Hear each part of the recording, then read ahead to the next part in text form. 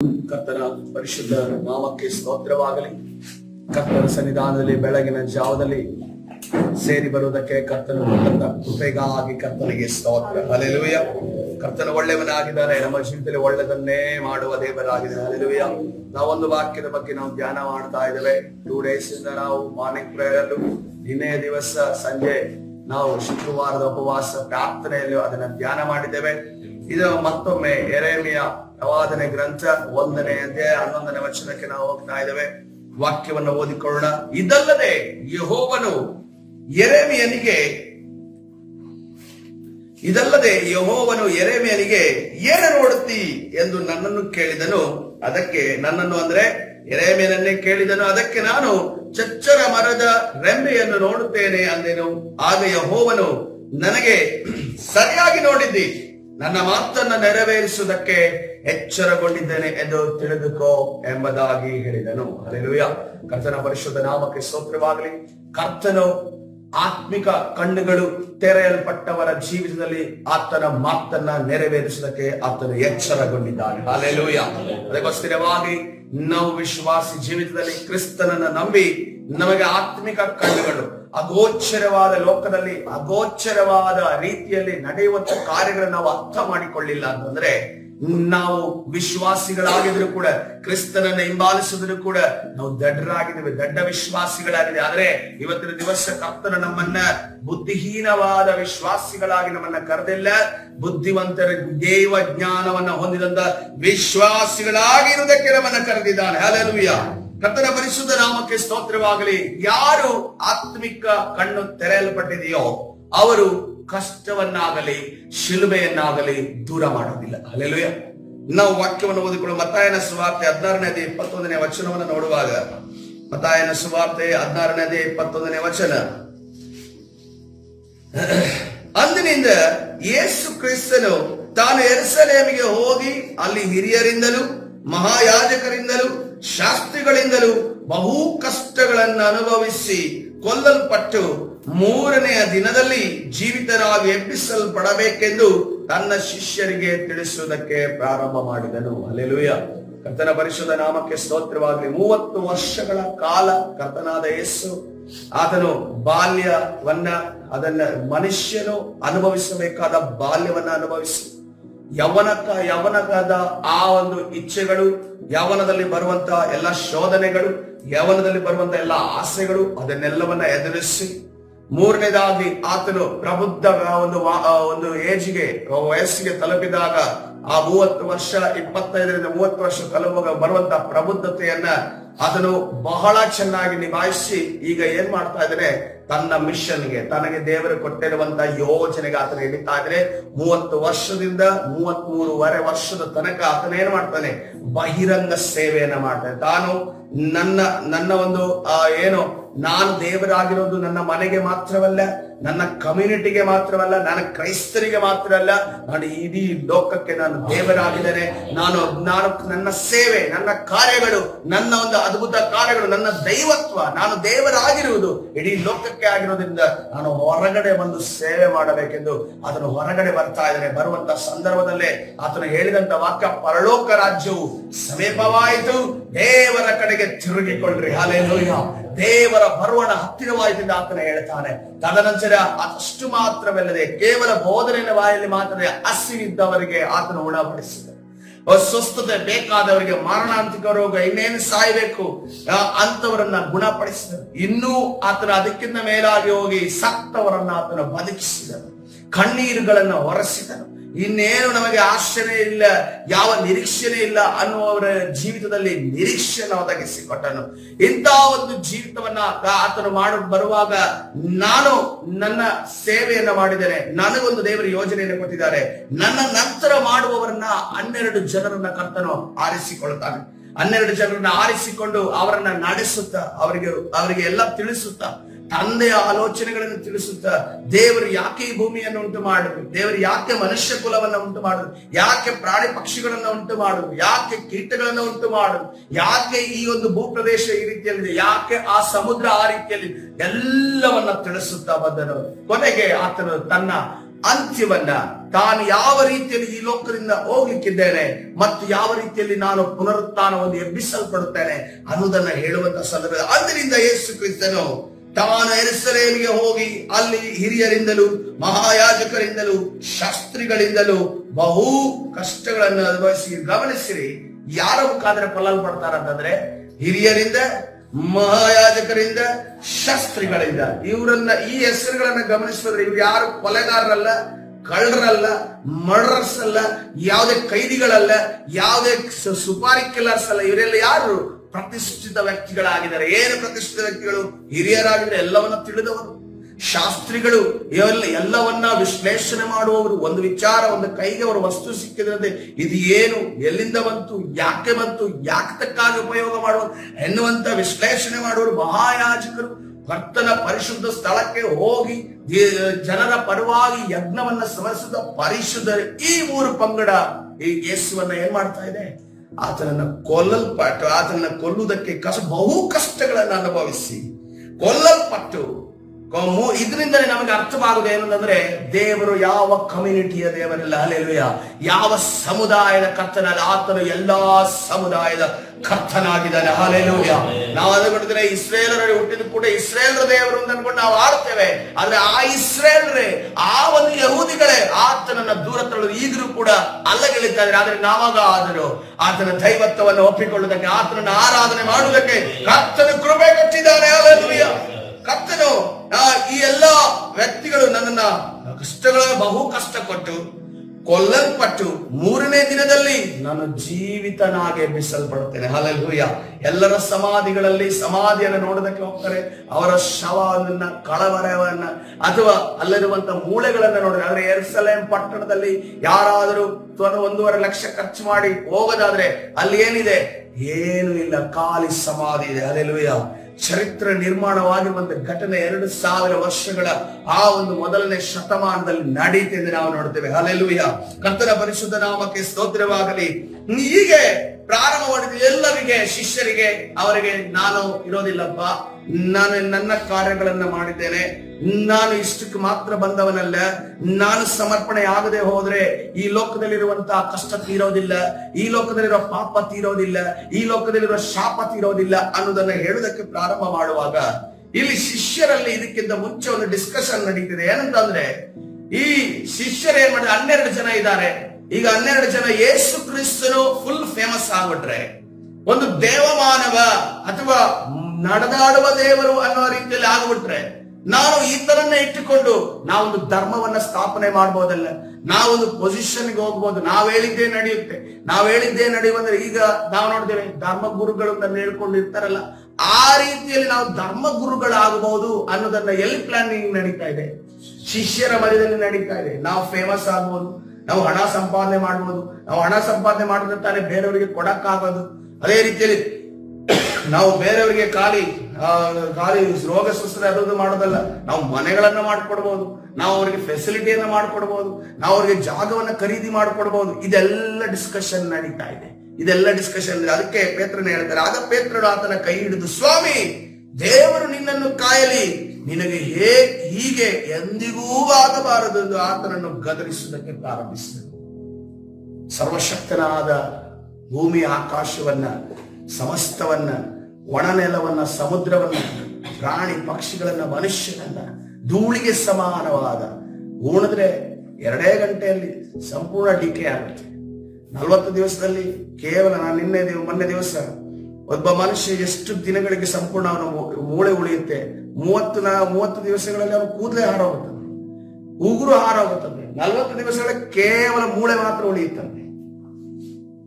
ಈ ರೀತಿಯಲ್ಲಿ ಇರುವಂತಹ ಮನುಷ್ಯ ಏನ್ ಮಾಡ್ತಾ ಇದ್ದಾನೆ? ಸರ್ವಶಕ್ತನಾದ ದೇವರನ್ನ ಕಂಟ್ರೋಲ್ ಮಾಡ್ತಾ ಇದ್ದಾನೆ. ನೀನ್ ಹಿಂಗೇ ಮಾಡಬೇಕು, ಹಿಂಗೇ ಹೇಳಬೇಕು, ಹಿಂಗೇ ನಡಿಬೇಕು, ಈ ರೀತಿಯನ್ನೇ ನನ್ಗೆ ಕೊಡಬೇಕು, ಇದನ್ನೇ ಕೊಡಬೇಕು.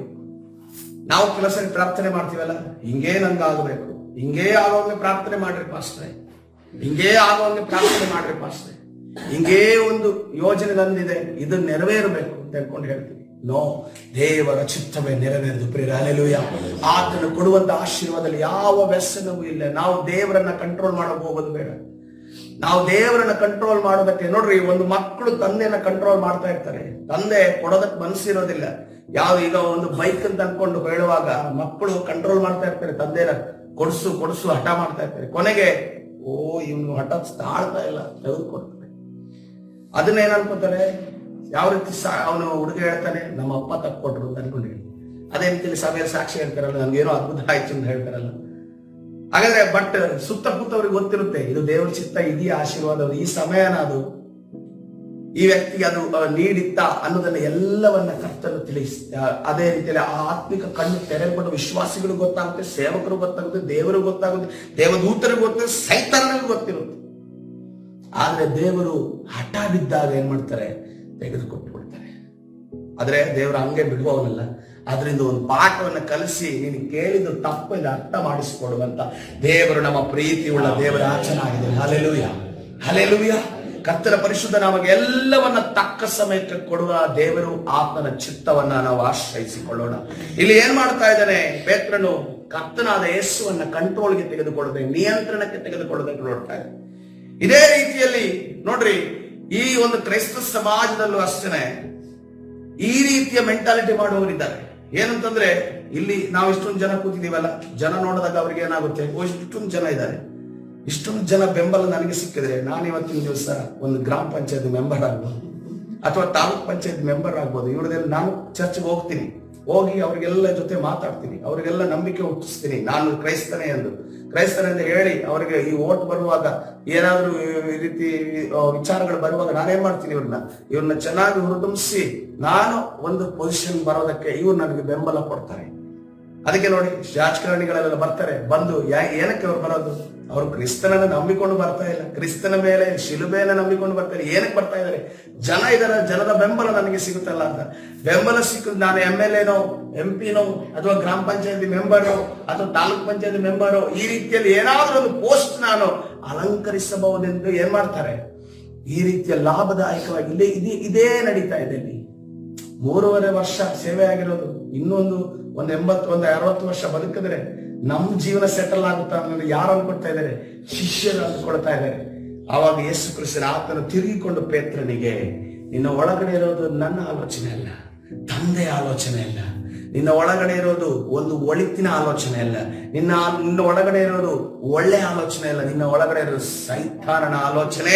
ಸೈತಾನನೇ, ನನ್ನ ಮುಂದೆ ನಿಲ್ಲಬೇಡ, ನಡೆ, ನನಗೆ ನೀನು ವಿಘ್ನವಾಗಿದ್ದಿ, ನಿನ್ನ ಯೋಚನೆ ಮನುಷ್ಯರ ಯೋಚನೆಯ ಹೊರತು ದೇವರದಲ್ಲ ಎಂದು ಹೇಳಿದನು. Hallelujah, hallelujah. ಯಾರಿಗೆ ಆತ್ಮಿಕ ಕಣ್ಣು ತೆರೆದಿಲ್ವೋ ಅವರು ಶಿಲುಬೆಯನ್ನ ಸ್ವೀಕರಿಸುವವರು ಆಗಿರೋದಿಲ್ಲ. ಅವರಿಗೆ ಕಷ್ಟ ಬೇಡ, ಮಜಾ ಇರಬೇಕು, ಕುಡಿದುಕೊಂಡು ತಿನ್ಕೊಂಡು ಇರಬೇಕು, ಅದೇ ರೀತಿಯಲ್ಲಿ ಡ್ಯಾನ್ಸ್ ಇರಬೇಕು, ಅದೇ ರೀತಿಯಲ್ಲಿ ಎಲ್ಲಾ ಲೋಕ ಸಂಬಂಧವಾದ ಸಮೃದ್ಧಿ ಇರಬೇಕು, ಮನೆಯ ಮೇಲೆ ಮನೆ ಕಟ್ಟಬೇಕು. ನಮಗೆ ಪ್ರವಾದನೆಗಳು ನಿನ್ನನ್ನ ಬದಲಾವಣೆ ಮಾಡಬೇಕಪ್ಪ ಎಂದು ಅನ್ಕೊಂಡು ಹೇಳೋದು ಇಷ್ಟ ಆಗಲ್ಲ ಅಂತವ್ರಿಗೆ ಏನಂತಂದ್ರೆ, ಈ ಕಾರ್ ತೆಗಿದೀರಾ, ಇನ್ನೊಂದು ದೊಡ್ಡ ಕಾರ್ ತಗೋತೀರಾ ನೀವು, ಈ ಮನೆ ತಗೊಂಡಿದ್ದೀರಾ, ಇನ್ನೊಂದು ಮನೆ ತಗೋತೀರಾ ನೀವು. ಸರಿ, ಮನೆಯಿಂದ ಮನೆ ಕಟ್ಟಿದಾರಲ್ಲ, ಸಂತೋಷವಾಗಿದ್ದಾರ? ಈ ಒಂದು ಭಾರತ ದೇಶದ ಅಗರ್ಭ ಶ್ರೀಮಂತನೇ ಆಗಿರುವಂತ ಅಂಬಾರಿ ಕೂಡ ಆತನ ಸಂತೋಷವಾಗಿದ್ದಾನೆ. ಮನೆಗೆ ಹೋಗಿ ನೋಡಿದಾಗ ದೇಹ ದೊಡ್ಡದಾಗಿರುವಂತ ಒಬ್ಬ ಮಗ ಇದ್ದಾನೆ, ಅವನಿಗೆ ಏನೇನೋ ಅವ್ರು ಮಾಡ್ತಾ ಇದ್ದಾರೆ, ಲೋಕದ ಎಲ್ಲ ವಸ್ತುಗಳನ್ನ ತೆಗೆದುಕೊಳ್ಳೋದಕ್ಕೆ ಅವ್ರು ಏನೇನೋ ಮಾಡ್ತಾ ಇದ್ದಾರೆ. ಬಟ್ ಅವನ ದೇಹದಲ್ಲಿ ರೋಗನ ಅವ್ರು ತೆಗೆದುಕೊಳ್ಳಕ್ಕಾಗುತ್ತಾ? ಆದ್ರೆ ಯೇಸು ಕ್ರಿಸ್ತನಿಗೆ ಅದು ಸಾಧ್ಯ. ಪ್ರಿಯರೇ, ಒಂದು ವೇಳೆ ಆತನು ಕೂಡ ಯೇಸುವಿನ ಮುಂದೆ ಒಂದು ನನ್ನ ರೋಗವನ್ನ ಗುಣಪಡಿಸಲು ಕೇಳೋದಾದ್ರೆ, ಕರ್ತನು ಆ ಒಂದು ರೋಗವನ್ನು ಕೂಡ ಗುಣಪಡಿಸಲು ಶಕ್ತನಾದ. ಇಲ್ಲಿರುವಂತ ಶಾರೀರಿಕ ತಂದೆಗೆ ಅದು ಸಾಧ್ಯ ಇಲ್ಲ. ಆದ್ರೆ ಎಲ್ಲಾ ಸಮೃದ್ಧಿ, ಎಲ್ಲಾ ಹಣ, ಇಡೀ ಭಾರತ ದೇಶವನ್ನೇ ಪರ್ಚೇಸ್ ಮಾಡುವಂತ, ಕಂಟ್ರೋಲ್ ಇಟ್ಟುಕೊಳ್ಳುವಂತ ತಂದೆಗೆ ಅದು ಸಾಧ್ಯ ಇಲ್ಲ. ಆದ್ರೆ ಭೂಮಿ ಆಕಾಶವನ್ನು ಉಂಟು ಮಾಡಿರುವಂತ, ಭೂಮಿ ಆಕಾಶಕ್ಕೆ ಅಸ್ತಿವಾರ ಹಾಕಿರುವಂತ ಕರ್ತನಾದ ಯೇಸುವಿಗೆ ಅದು ಸಾಧ್ಯ ಇದೆ. ಪ್ರಿಯರೇ, ಅದಕ್ಕೋಸ್ಕರವಾಗಿ ಕರ್ತನ ಸನ್ನಿಧಾನದಲ್ಲಿ ನಾವು ಶಿಲುಬೆಯನ್ನ ಒಪ್ಪಿಕೊಳ್ಳುವವರಾಗಬೇಕು. ಯಾವ ರೀತಿಯಲ್ಲಿ ಪೇತ್ರನು ಅಯ್ಯೋ ನೀವು ಹಂಗಾಗಬಾರ್ದು ಅಂತ ಅನ್ಕೊಂಡು ಯೇಸುವಿಗೆ ಆ ರೀತಿಯಲ್ಲ. ಕರ್ತನ ಏನ್ ಹೇಳಿದ್ದು, ನಾನು ಶಿಲುಬೆಯನ್ನು ಹೊತ್ತುಕೊಂಡು ಮುಂದಿನ ದಿನವಾರದಲ್ಲಿ ನಾನು ಬಹಳ ಬಾಧೆಯನ್ನು ಪಟ್ಟು ನನ್ನನ್ನು 3 ಪಂಗಡದವರು, ರೆಪ್ಯೂಟೆಡ್ ಪೀಪಲ್ ಆಗಿರುವಂತ 3 ಪಂಗಡದ ನನ್ನನ್ನು ಸಾಯಿಸ್ತಾರೆ. ನನ್ನ ಮೇಲೆ ತಪ್ಪು ಹೊರಿಸ್ತಾರೆ, ನನ್ನನ್ನು ಅಪರಾಧಿಯನ್ನು ನಿಲ್ಲಿಸ್ತಾರೆ, ಈ ಲೋಕದಲ್ಲಿ ನನ್ನನ್ನು ಬೆತ್ತಲು ಮಾಡ್ತಾರೆ. ಆದರೆ ನಾನು ಆವಾಗ ಅದನ್ನು ಒಪ್ಪಿಕೊಂಡು ನಾನು ಮುಂದೆ ಹೋಗ್ತೇನೆ. ಯಾಕೆಂತಂದ್ರೆ ಈ ಲೋಕದ ಸಮಸ್ತ ಜನರಿಗೋಸ್ಕರ ಯಜ್ಞದ ಕುರಿಯಾಗಿ ಸಾಯಲ್ಪಡುವಂತ ವ್ಯಕ್ತಿ ನಾನಾಗಿರುತ್ತೇನೆ. ಅದರಿಂದಲೇ ನಿಮಗೆ ಬಿಡುಗಡೆ ಆಗುವಂಥದ್ದು. ಅದನ್ನ ನೀವು ಒಪ್ಪಿಕೊಳ್ಳಬೇಕಾಗಿದೆ. ಯಾರು ಒಪ್ಪಿಕೊಳ್ತಾನೋ, ಯಾರು ಶಿಲುಬೆಯನ್ನು ಹೊತ್ತು ಬರುತ್ತಾನೋ ಅವನು ಮಾತ್ರ ನಮ್ಮ ಹಿಂದೆ ಬರುವುದಕ್ಕೆ ಯೋಗ್ಯನಾಗಿದ್ದಾನೆ. ಹಲ್ಲೆಲೂಯಾ. ನಾಳೆ ದಿವಸ ನಾವು ಕರ್ತನ ಮೇಜನ್ನು ತೆಗೆದುಕೊಳ್ಳಿ ಹೋಗ್ತಾ ಇದ್ದೇವೆ. ನಾವು ಕಷ್ಟವನ್ನ, ನೋವನ್ನ, ಬಾಧೆಯನ್ನ ಬಂದ ಕೂಡಲೇ ನಮ್ಮ ನಂಬಿಕೆ ಅಲುಗಾಡೋದಕ್ಕೆ ಸ್ಟಾರ್ಟ್ ಆಗುತ್ತೆ, ನಮ್ಮ ನಿರೀಕ್ಷೆ ಅಲುಗಾಡೋದಕ್ಕೆ ಸ್ಟಾರ್ಟ್ ಆಗುತ್ತೆ, ನಮ್ಮ ಪ್ರೀತಿ ಅಲುಗಾಡೋದಕ್ಕೆ ಸ್ಟಾರ್ಟ್ ಆಗುತ್ತೆ.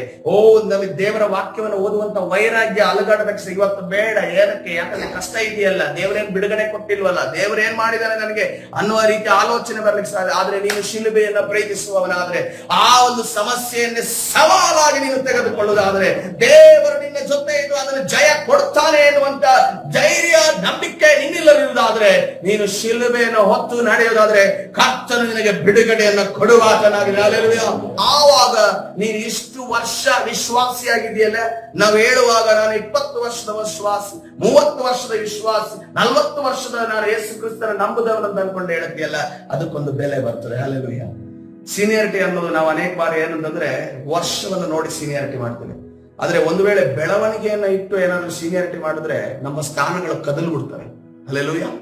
ಕರ್ತನ ಪರಿಶುದ್ಧ ನಾಮಕ್ಕೆ ಸ್ತೋತ್ರವಾಗಿ. ಅದಕ್ಕೋಸ್ಕರವಾಗಿ ಶಿಲುಬೆಯನ್ನ ಯಾರು ಸ್ವೀಕರಿಸ್ತಾನೋ, ಶಿಲುಬೆಯನ್ನ ಯಾರು ದೃಷ್ಟಿಸ್ತಾನೋ, ಶಿಲುಬೆಯನ್ನ ಯಾರು ನನಗೆ ಕಷ್ಟ ಬಂದರೂ ಕೂಡ ಕರ್ತನು ನನಗೆ ಬಿಡುಗಡೆ ಕೊಡ್ತಾನೆ ಅಂತ ಅನ್ಕೊಂಡು ಯಾರು ಅಂದುಕೊಳ್ತಾನೋ ಅವನ ಆತ್ಮಿಕ ಕಣ್ಣುಗಳು ತೆರೆಯಲ್ಪಟ್ಟಿದೆ. ಹಲ್ಲೆಲೂಯಾ. ಅದಕ್ಕೋಸ್ಕರವಾಗಿ ಕರ್ತನ ಕೇಳ್ತಾ ಇದ್ದೇನೆ, ನಾನ್ ನಿನಗೆ ಚಚ್ಚರ ಮರದ, ಬಾದಾಮಿ ಮರದ ರೆಂಬೆನ ತೋರಿಸ್ತಾ ಇದ್ದೇನೆ, ಕಾಣ್ತಾ ಇದೆಯಾ ಎರೆಮೀಯನೇ ಅನ್ಕೊಂಡು ಕೇಳುವ. ಹೌದು ಸ್ವಾಮಿ, ನನಗೆ ಕಾಣ್ತಾ ಇದೆ. ಹಲ್ಲೆಲೂಯಾ. ಆ ಕಾಣುವುದಕ್ಕೆ ನಮಗೆ ಆತ್ಮಿಕ ಕಣ್ಣು ತೆರೆಯಲ್ಪಟ್ಟಿದೆಯಾ? ಇವತ್ತಿನ ದಿವಸ ಚಚ್ಚರ ಮರದ ಆ ಒಂದು ರೆಂಬೆಯನ್ನ ಕರ್ತನ ಯೇಸು ಕ್ರಿಸ್ತನು ನಮಗೆ ತೋರಿಸ್ತಾ ಇಲ್ಲ.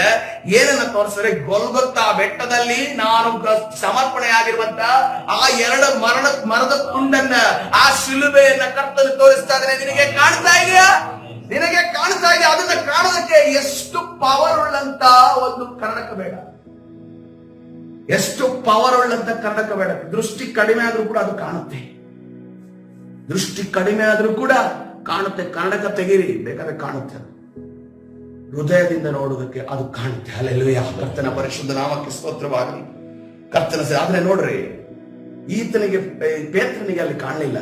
ಆದ್ರೆ ಅಪೊಸ್ತಲ ಕೃತ್ಯ 7ನೇ ಅಧ್ಯಾಯ 54ನೇ ವಚನವನ್ನ ನೋಡುವಾಗ, ಅಪೊಸ್ತಲ ಕೃತ್ಯ 7ನೇ ಅಧ್ಯಾಯ 54ನೇ ವಚನವನ್ನು ನೋಡುವಾಗ ಆ ಮಾತುಗಳನ್ನ ಕೇಳಿ ಏನ್ ನಡೀತಿದೆ ಇಲ್ಲಿ? ಸ್ಟೆಫನನ ಮೊದಲನೇ ಪ್ರಸಂಗ, ಸ್ಟೆಫನನ ಕಡೆಯ ಪ್ರಸಂಗ. ಅದನ್ನ ಸೇವೆ ಪ್ರಾರಂಭ ಆಯ್ತು.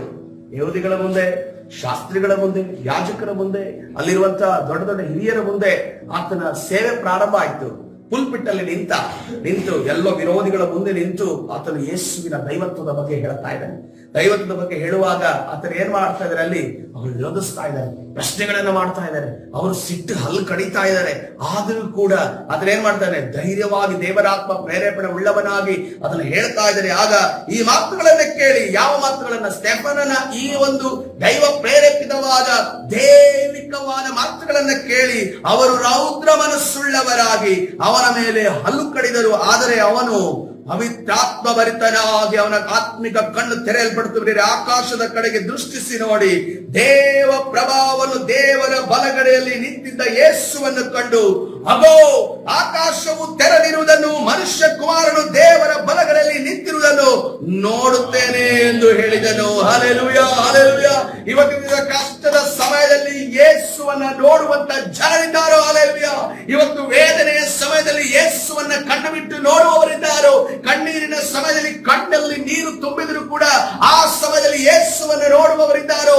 ಆ ಶಿಲುಬೆಯನ್ನ ನಾವು ಸ್ವೀಕರಿಸುವವರು ಇದ್ದಾರೋ? ಹಲ್ಲೆಲೂಯಾ. ಆವಾಗ ನಮಗೆ ಕಷ್ಟ ಏನು ಅನ್ಸೋದಿಲ್ಲ. ನೆಕ್ಸ್ಟ್ ಸವಾಲ್ ಬರ್ಲಿ ಅಂತ ಅನ್ಸುತ್ತೆ. ನೆಕ್ಸ್ಟ್ ಸವಾಲ್ ಬರ್ಲಿ ಅಂತ ಅನ್ಸುತ್ತೆ. ನೋಡ್ರಿ, ಗೇಮ್ ಆಡೋನಿಗೆ ಒಂದು ಲೆವೆಲ್ ಇಂದ ಟಫ್ ಕಾಂಪಿಟೇಟರ್ಸ್ ಬರ್ತಾರೆ. ಒಂದು ಹೀಟ್ಸ್ ಅಲ್ಲಿ ಅಥವಾ ಮೊದಲು ಪ್ರಿಲಿಮಿನರಿ ರೌಂಡ್ಸ್ ಅಲ್ಲಿ ವಿನ್ ಆದವರಿಗೆ, ನಾನು ಈ ಒಂದು ವಿನ್ ಆದೆ, ನನಗೆ ನಾನೇ ಸ್ವಾಘೋಷಿತವಾಗಿ ನಾನೇ ವಿನ್ ಆಗಿದ್ದೀನಿ ಅಂತ ಘೋಷಣೆ ಮಾಡ್ಕೊಂಡಿದ್ದೀನಿ ಅನ್ಕೊಂಡು ಸುಮ್ಮನೆ ಇದ್ರೆ ಫೈನಲ್ ರೀಚ್ ಆಗಲ್ಲ. ಫೈನಲ್ ಅಲ್ಲಿ ನನಗೆ ಯಾರೋ ಒಂದು ಚೆಳ್ಳೆ ಪಿಳ್ಳೆನ ತಂದು ಆಟ ಆಡಿಸಿ ಅನ್ಕೊಂಡು ಹೇಳಕ್ಕಾಗುತ್ತೆ? ನೀನೆಷ್ಟು ಶ್ರಮತೆ ಇದೆ, ನಿನಗಿಂತ ಡಬಲ್ ಕಾಂಪಿಟೇಟರ್ಸ್ ಅಲ್ಲೇ ಬರ್ತಾರೆ. ಸೊ ಅದಕ್ಕೋಸ್ಕರವಾಗಿ ನಾವು ಅದನ್ನ ಸವಾಲಾಗಿ ತೆಗೆದುಕೊಳ್ಳಿಲ್ಲ ಅಂತಂದ್ರೆ ನಾವು ಗೆಲ್ಲಕ್ಕಾಗಲ್ಲ. ನಿನಗೆ ಗೆಲ್ಲಬೇಕಂತಂದ್ರೆ ನಾವು ಸವಾಲಾಗಿ ಎದುರಿಸಲೇಬೇಕು. ಹಲ್ಲೆಲೂಯಾ. ಅದು ಏನೇ ಬರಲಿ, ನನ್ನ ದೇವರು ನನ್ನ ಜೊತೆ ಇರ್ತಾನೆ, ನಾನು ಎದುರಿಸ್ತೇನೆ ಅನ್ನುವಂಥ ಧೈರ್ಯವನ್ನ ನಾವು ಪ್ರದರ್ಶಿಸಬೇಕು. ಎಲ್ಲಿ ತನಕ ನಾವು ಓಡೋದು, ಎಲ್ಲಿ ತನಕ ನಮ್ಮ ಪುಕ್ಕಲತನವನ್ನ ತೋರಿಸೋದು, ಎಲ್ಲಿ ತನಕ ನನ್ನ ಹಿಂದೆ ಜನರಿದ್ದಾರೆ ಅದು ಮಾತ್ರ ಇರ್ತೀನಿ ಅಂತ ಅನ್ಕೊಂಡು ಹೇಳೋದು. ನಾವು ಒಬ್ಬರೇ ಒಂಟಿ ಆಗಿರುವಾಗ ನಾವು ದೇವರನ್ನ ಸೇವಿಸೋದಕ್ಕೆ ಸಾಧ್ಯನ? ಒಬ್ಬರೇ ಇರುವಾಗ ದೇವರ ನಾಮವನ್ನು ಪ್ರಚುರಪಡಿಸೋದಕ್ಕೆ ಸಾಧ್ಯನ? ಒಬ್ಬರೇ ಯೇಸುವಿನ ನಾಮವನ್ನು ಹೇಳೋದಕ್ಕೆ ಯಾವಾಗ ಆ ಮೂಮೆಂಟ್ಗೆ ತಲುಪ್ತೀವಿ ನೋಡಿ, ನಮ್ಮ ಹಿಂದೆ ಜನ ಇಲ್ಲದಿದ್ರೂ ಪರವಾಗಿಲ್ಲ, ನಮ್ಮ ಆ ಸಮಯದಲ್ಲಿ ಸೇವಕರು ಇಲ್ಲದೇ ಇದ್ರೂ ಪರವಾಗಿಲ್ಲ, ಯಾವ ದೊಡ್ಡ ವ್ಯಕ್ತಿಗಳು ಇಲ್ಲದಿದ್ರೆ ಪರವಾಗಿಲ್ಲ, ನಮ್ಮ ಕರ್ತನು ನಮ್ಮ ಜೊತೆ ಇದ್ದು ನಡೆಸುವ ಸ್ಟೆಫನನ ಸ್ಪಿರಿಟ್ ಅಂತ ಸ್ಪಿರಿಟ್ ಆಗಿತ್ತು. ಎಂತ ವಿರೋಧಿಗಳು, ಘಟಸರ್ಪಗಳು ನಿಂತಿದ್ದಾವೆ ಮುಂದೆ, ಘಟಸರ್ಪ ಬುಸ್ ಬುಸ್ ಅಂತ ಅಂತಾವೆ. ಇನ್ನೇನು ಕಡಿಮೆ ಅಷ್ಟರಲ್ಲಿ ಇವ್ರು ಏನು ಎದ್ದು ನಿಂತು ಯೇಸು ಕ್ರಿಸ್ತನ ದೈವತ್ವದ ಬಗ್ಗೆ ಎಲ್ಲಿಂದ ಸ್ಟಾರ್ಟ್ ಮಾಡಿದ್ದಾನೆ? ಆದಿ ಕಾಂಡದಿಂದ ಪ್ರಾರಂಭ ಮಾಡಿದ್ದಾನೆ. ಇಡೀ ಸತ್ಯವೇದ ಧರ್ಮಶಾಸ್ತ್ರ ಬರೆದಂಗಾಗಿದೆ. ಆದಿ ಕಾಂಡದಿಂದ ಪ್ರಾರಂಭವಾಗಿ ಯೇಸುವಿನ ಬರುವಣದವರೆಗೂ ಆತನು ಸಂಪೂರ್ಣವಾಗಿ ಎಕ್ಸ್ಪ್ಲೇನ್ ಮಾಡಿ ಮುಗಿಸಿದ ನಂತರ ಆತನು ಸಾಯುವಂತ ಸಂದರ್ಭ ಕಲ್ಲಿನ ಏಟು ಬೀಳ್ತಾ ಇದೆ, ದೊಡ್ಡ ದೊಡ್ಡ ಕಲ್ಲುಗಳ ಏಟು ಯಾರ ಮೇಲೆ ದೇಹದ ಮೇಲೆ ಬೀಳ್ತಾ ಇದೆ. ಬಿದ್ರೂ ಕೂಡ ಆತನ ಆತ್ಮಿಕ ಕಣ್ಣು ತೆರೆಯಲ್ಪಡ್ತು. ಬೇರೆ ಆತನಿಗೆ ಕಲ್ಲು ಏಟು ನೋವೇ ಆಗ್ತಾ ಇಲ್ಲ, ಶರೀರಕ್ಕೆ ನೋವಾಗ್ತಿದೆ, ಆದ್ರೆ ಆತ್ಮ ಏನ್ ನೋಡ್ತಾ ಇದೆ? ಅದನ್ನು ತನ್ನ ದೇವರನ್ನ, ತನ್ನ ಇನಿಯನನ್ನ, ನನ್ನ ಸಂಗಾತಿಯನ್ನ, ತನ್ನ ಕರ್ತನನ್ನ ಮುಖಾಮುಖಿಯಾಗಿ ಇದುವರೆಗೂ ನೋಡ್ಬೇಕೆಂದು ಸ್ಟೆಫನನ್ನ ಬಯಸಿದಂತ ಆ ಯೇಸುವನ್ನ ನೋಡ್ತಾ ಇದೆ. ಅದಕ್ಕೋಸ್ಕರವಾಗಿ ಆತನಿಗೆ ಏನು ನೋವಾಗ್ತದೆ? ನೀವು ಹೊಡೀರಪ್ಪ, ನೀವು ನನ್ನ ಕರ್ತನ ಬಳಿಗೆ ನಾನು ಸತ್ತರೆ ಕರ್ತನ ಬಳಿಗೆ ನಾನು ಹೋಗ್ತೇನೆ, ಹಲ್ಲೆಲೂಯಾ, ನನ್ನ ಕರ್ತನನ್ನ ಸಾಧಿಸ್ತೇನೆ ಅಂತ ಅನ್ಕೊಂಡು ಆತನ ಸಿದ್ಧಾಗ. ಅದಕ್ಕೋಸ್ಕರವಾಗಿ ಬೇರೆ ಇಬ್ರಿಯ ಬರೆದ ಪತ್ರಿಕೆ 12ನೇ ಅಧ್ಯಾಯ 2ನೇ ವಚನ ಈ ರೀತಿಯಲ್ಲಿ ಹೇಳ್ತಾ ಇದೆ. ಇಬ್ರಿಯ ಬರೆದ ಪತ್ರಿಕೆ 12ನೇ ಅಧ್ಯಾಯ 2ನೇ ವಚನ, ನಂಬಿಕೆಯನ್ನು ಹುಟ್ಟಿಸುವವನು ಪೂರೈಸುವವನು ಆಗಿರುವ ಯೇಸುವಿನ ಮೇಲೆ ದೃಷ್ಟಿ ಇಟ್ಟು ನಮಗೆ ನೇಮಕವಾದ ಓಟವನ್ನು ಸ್ಥಿರ ಚಿತ್ತದಿಂದ ಓಡೋಣ. ಏನ್ ಮಾಡ್ಬೇಕಂತೆ? ನಂಬಿಕೆಯ ಹುಟ್ಟಿಸುವವನು ಪೂರೈಸುವವನು ಆಗಿರುವ ಯೇಸುವಿನ ಮೇಲೆ ದೃಷ್ಟಿ ಇಡಬೇಕು. ಆತನ ಮೇಲೆ ದೃಷ್ಟಿ ಇಡಬೇಕು, ಆತನ ಶಿಲುಬೆಯ ಮೇಲೆ ದೃಷ್ಟಿ ಇಡಬೇಕು. ನಮಗೆ ನೇಮಕವಾದ ಓಟವನ್ನು ಸ್ಥಿರ ಚಿತ್ತದಿಂದ ಓಡೋಣ. ಆತನು ತನ್ನ ಮುಂದೆ ಇಟ್ಟಿದ್ದ ಸಂತೋಷಕ್ಕೋಸ್ಕರ ಅವಮಾನವನ್ನು ಅಲಕ್ಷ್ಯ ಮಾಡಿ ಶಿಲುಬೆಯ ಮರಣವನ್ನು ಸಹಿಸಿಕೊಂಡು ದೇವರ ಸಿಂಹಾಸನ ಬಲಗಡೆಯಲ್ಲಿ ಆಸೀನರೂಢನಾಗಿದ್ದಾನೆ. ಹಲ್ಲೆಲೂಯಾ. ಅದನ್ನ ಅದೇ ರೀತಿಯಲ್ಲಿ ಆತನ ಆಸೀನರೂಢನಾದ್ಮೇಲೆ ಆತನ ಹೇಳ್ತಾ ಇದ್ದಾನೆ, ನಾನೆಲ್ಲಿದ್ದೇನೋ ನೀವು ಕೂಡ ಅಲ್ಲಿ ಇರಬೇಕು. ಹಲ್ಲೆಲೂಯಾ. ನಿಮ್ಮನ್ನ ಪಕ್ಕದಲ್ಲಿ ಕೂರಿಸಿ ನನ್ನ ಸೈತಾನಿಗೆ ನೋಡು, ನನ್ನ ಮಗನನ್ನು ನಾನು ಪಕ್ಕದಲ್ಲಿ ಕೂರಿಸಿದ್ದೇನೆ. ಹಲ್ಲೆಲೂಯಾ. ಅದನ್ನ ಆವಾಗ ಹೇಳ್ತಾನೆ, ನೀನು ಶತ್ರು, ನಿನ್ನ ಮುಂದೆ ನಾನು ನನ್ನ ಮಗನಿಗೆ ನಿನ್ನ ಮುಂದೆ ಊಟ ಹಾಕಿ ಅವನು ಊಟ ಮಾಡಿ ಚಿಕ್ಕನ ಊಟವನ್ನು ತಿಂತಾನೆ, ಮಟ್ಟನ ಊಟವನ್ನು ತಿಂತಾನೆ. ನನ್ನ ಮಗ ಯಾವ ರೀತಿ ಜಯಿಸಿ ಬಂದ ನೋಡು ಅಂತ ಅನ್ಕೊಂಡು ಯೇಸು ಕ್ರಿಸ್ತನು ಯಾರ ಮುಂದೆ ಹೇಳ್ತಾನೆ? ಇಲ್ಲಿರುವಂತ ದುಷ್ಟರ ಮುಂದೆ ಅಲ್ಲ, ಸೈತಾನನ ಮುಂದೆ ಕರ್ತನ ಹೇಳ್ತಾನೆ. ಹಲ್ಲೆಲೂಯಾ. ಅದಕ್ಕೋಸ್ಕರವಾಗಿ ಆತನು ಮಾತ್ರ ತನ್ನ ಕಾಲಿನಿಂದ ಸೈತಾನನ ತುಳಿದಿದ್ದಲ್ಲ, ನಿಮ್ಮ ಕಾಲಿನ ಮುಖಾಂತರವು ನಾನು ಸೈತಾನನ ತಲೆಯನ್ನ ಜಗ್ಗಿಸುತ್ತೇನೆ. ಹಲ್ಲೆಲೂಯಾ. ಹಲ್ಲೆಲೂಯಾ. ನಾನೇ ಇದ್ದೇನೋ, ನಾನು ಸಿಂಹ ಆಗಿದ್ರೆ, ಯೂದ ಕುಲದ ಸಿಂಹ ಆಗಿದ್ರೆ, ನೀವು ಕೂಡ ಯೂದ ಕುಲದ ಸಿಂಹ ಆಗಿದ್ದೀರಿ. ನಿಮ್ಮ ಮುಖಾಂತರ ಕೂಡ ಎಲ್ಲಾ ದುರಾತ್ಮನ ಕಾರ್ಯಗಳನ್ನ ನಾನು ಲಯಗೊಳಿಸ್ತೇನೆ. ಹಲ್ಲೆಲೂಯಾ. ಹಲ್ಲೆಲೂಯಾ.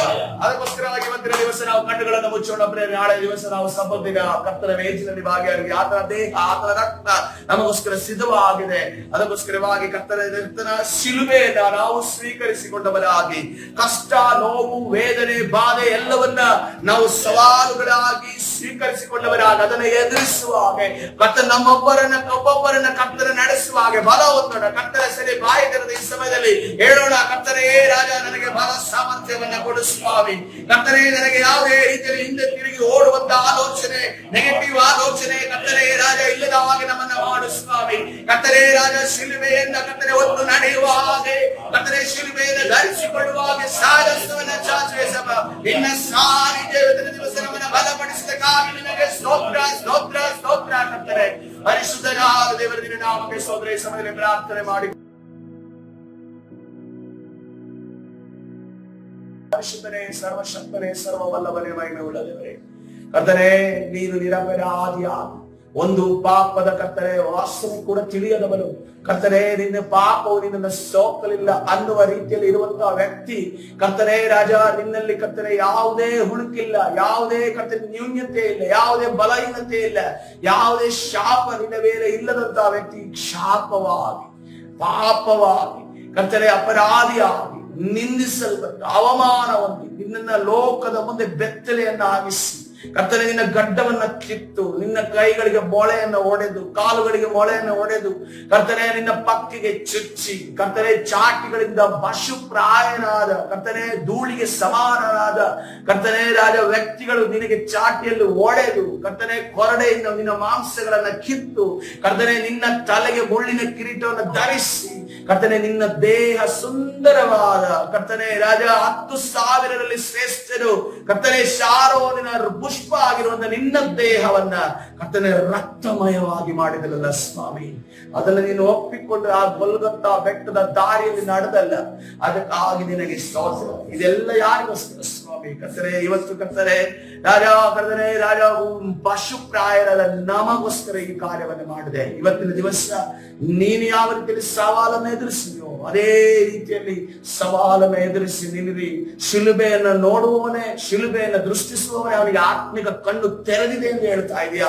ಆತ್ಮಿಕ ಕಣ್ಣನ್ನ ತೆರೆದು ಉಳ್ಳವರಾಗಿ ನಿನ್ನನ್ನು ಹಿಂಬಾಲಿಸುವಾಗ ನಮ್ಮನ್ನ ನಡೆಸುವ ಸಪ್ಪ ಕರ್ತನೆ. ಸೈತಾನ ನಮ್ಮನ್ನ ದಿಕ್ಕು ತಪ್ಪಿಸ್ತಾನೆ. ಶಿಲುಬೆಯ ಮಾರ್ಗ ನಿಮ್ಗೆ ಬೇಡ, ಕಷ್ಟ ಇದೆ, ನೋವಿದೆ, ಬಾಧೆ ಇದೆ ಅಂತ ಅನ್ನೋದನ್ನ ಕರ್ತನೆ ನಮ್ಮನ್ನ ಹೆದರಿಸ್ತಾನೆ, ನಮಗೆ ಭಯ ಪಡಿಸ್ತಾನೆ. ಕರ್ತನೆ ಜನರನ್ನ ಈ ಲೋಕವನ್ನ ತೋರಿಸಿ ಭಯ ಪಡಿಸ್ತಾನೆ. ಆದ್ರೆ ಕರ್ತನೆ ನಾವು ಭಯ ಪಡದೆ ಕರ್ತನೆ ನಿನ್ನ ಚಿತ್ತ ಪ್ರಕಾರವನ್ನು ನಡೆಯುವಾಗ ಸಾಯಸ್ತವನ್ನ ಚಾಚು ನಮ್ಮನ್ನ ಭಯಗೊಳಿಸುವಂತ, ನಮಗೆ ಕರ್ತನೆ ತಪ್ಪಾದ ಕರ್ತನೆ ತಿಳುವಳಿಕೆಯನ್ನು ನೀಡುವಂತ, ತಪ್ಪಾದ ಆಲೋಚನೆಯನ್ನು ಕೊಡುವಂತ ಎಲ್ಲಾ ಸೈತಾನನ ಕಾರ್ಯಗಳನ್ನ ನಜರೇತಿನ ಯೇಸುವಿನ ನಾಮದಲ್ಲಿ ಬಂಧಿಸಿ ಮುರಿದಾಗ್ತಾ ಇದ್ದೇವೆ. ಬಿಡುಗಡೆ ಉಂಟು ಮಾಡಿ ನೀನು ತಾನು ನಡೆಸಿ ಕರ್ತನಾದ ಯೇಸು ಸ್ವಾಮಿ ಹೆಸರಲ್ಲಿ ಪ್ರಾರ್ಥನೆ ಹೊಂದಿಕೊಳ್ತೇನೆ. ಜೀವ ಉಳ್ಳ ತಂದೆ, ಆಮೆನ್.